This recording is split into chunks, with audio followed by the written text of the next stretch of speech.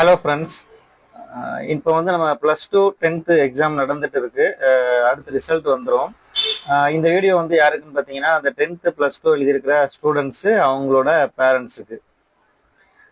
ஸ்கூலில் ரொம்ப கஷ்டப்பட்டு தான் பேரண்ட்ஸ் வந்து எல்லாத்தையும் படிக்க வச்சுருப்பாங்க.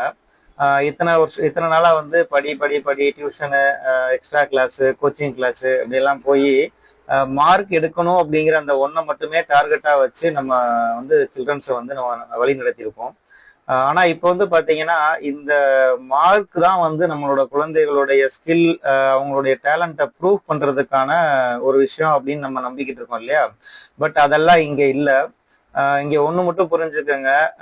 ஸ்டேட் ஃபர்ஸ்ட் எடுத்த குழந்தையா இருக்கட்டும், இல்லைன்னா ஸ்கூல் ஃபர்ஸ்ட், ஸ்கூல் செகண்ட் எடுத்த பிள்ளைங்களா இருக்கட்டும், இவங்க எல்லாருமே லைஃப்ல அச்சீவ் பண்ணி பெரிய லெவல்ல போயிட்டாங்கன்னா இல்ல.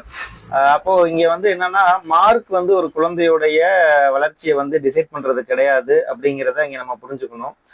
ஒரு குழந்தையுடைய வளர்ச்சியை வந்து எது டிசைட் பண்ணுது அப்படின்னா, அந்த குழந்தையோட பிஹேவியர், அந்த குழந்தையுடைய பர்சனல் ஸ்கில்ஸ், அந்த குழந்தைக்கு தனித்திறமை என்ன இருக்கு, அந்த குழந்தை வந்து ஒழுக்கமான குழந்தையா வளர்ந்துருக்கு அந்த சமூகத்துல அப்படிங்கிறது தான் வந்து அந்த குழந்தையோட வளர்ச்சியை வந்து டிசைட் பண்ணுது அப்படின்னு நான் நினைக்கிறேன்.